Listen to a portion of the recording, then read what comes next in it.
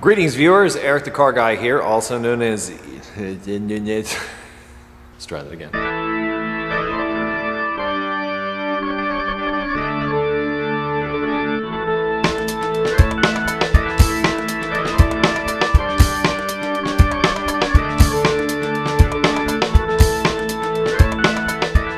Greetings viewers, Eric the Car Guy here, also known as ETCG1 on this here channel. How the heck are you? I listen to you. You send me emails, you make posts on my forums and social networks and all over the place. So I have my finger on the pulse of what's happening in the automotive world, I feel, at least to some degree, and that's mainly because of you. And one of the topics that's come up recently is comebacks. And what a comeback is if you're a technician or even if you're a DIY and you fixed your own car and your significant other may drive it away and bring it back and say, it's still doing it. Or if you're a technician and customer comes back and says, it's still doing it. Well, if you're a professional technician, I would say that, well, you kind of need to verify your repair when you're done. And sometimes you do verify the repair when you're done, and sometimes no amount of whatever is gonna prevent a comeback. I've had them. I can't think of anybody that's done any repairs that hasn't had a comeback. But the purpose of this video is to talk a little bit about how to deal with comebacks. Comebacks can be an opportunity. Sometimes people are pissed off, and hopefully it's not too severe. And like I said, if you're a professional technician, one of the number one things that you can do to prevent comebacks is to verify your repairs. So when you're done throwing whatever parts at it that you're done throwing parts at, then make sure that the parts you threw at it actually fixed it, and like push whatever button that wasn't working before you replace the part or take it for a test drive. I can't stress that enough.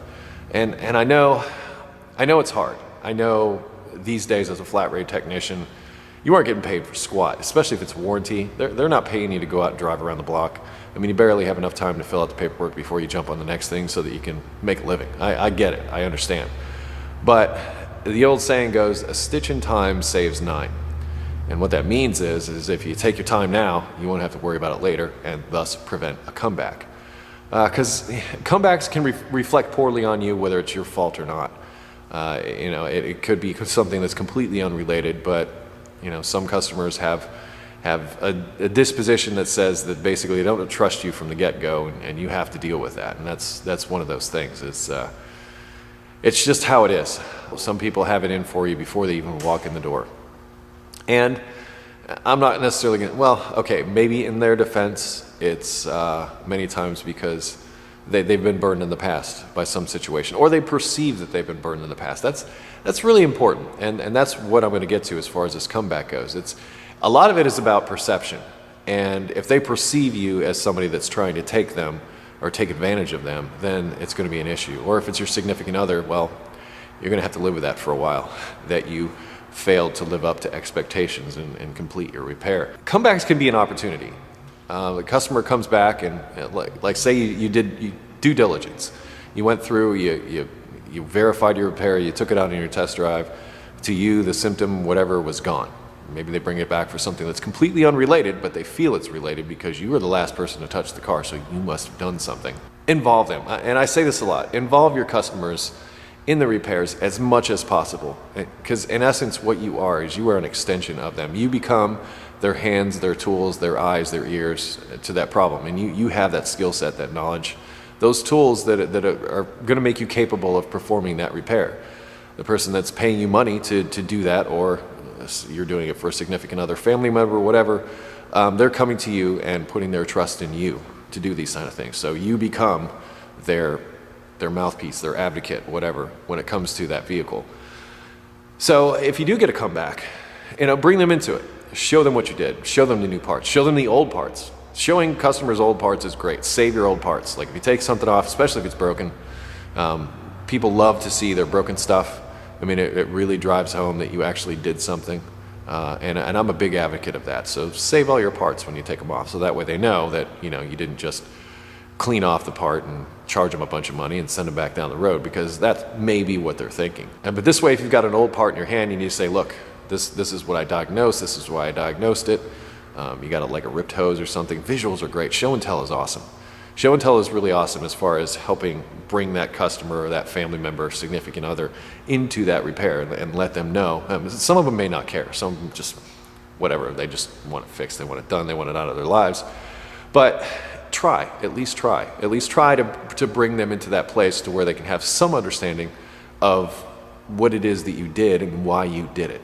That goes a long way. So if something comes back and perhaps it's not your fault or what have you, then you got them on their side, because in essence, it's the customer or that person that came to you with that vehicle that initiated that repair, because you went to them, you said, okay, this is what I found, this is what I feel will repair the problem, and this is what we need to do. And they say, okay. And then many times they have to sign something that legally binds them to say, okay, this is the estimate that was given, this is what you said you were going to do, blah, blah, blah, here we are. So involve them in the repair. Keep some old parts lying around. Well, not keep some old parts lying around. Keep the old parts that you remove from the vehicle that you use to repair, if that's the case. And if you're doing adjustments or whatever, or even before you do the repairs, if you can, if your shop allows it, bring them out, show them what's broke, and that way they know. And then if it does come back, you can put it back up on the rack, whatever, and you can show them again, how what you did is not the cause, or maybe it is the cause. Maybe you left something loose. I mean, I talked about mechanic fails in another video, and my own fails in the past, and gosh darn it, sometimes sometimes you got a lot going on, and you do your best to try and to cover all the bases, and you check and you double check. And I've actually had times where I've already been back at the house and home and say to myself, did I tighten that drain plug? Because you do it all day long, and it just becomes a job. And when it's a job like that, it does open up to make mistakes, especially if you're doing a lot of repetitive things, like say for instance you work in a quick lube place and you're doing that all day long. It can get a little monotonous, and as a result you can possibly get careless. And the idea is to try to prevent that carelessness. As far as customers, family members, significant others are concerned, involve them as much as possible at the onset, so that way if it does come back, you're sort of set up. You say to yourself, well, I showed you what was broken, I showed you the broken part that I took off of it, I don't know what's going on now, but I'm going to get to the bottom of it. And that's the thing. You need to be capable. You need to inspire confidence in the people that you're doing work for. And the way you do that is involving them.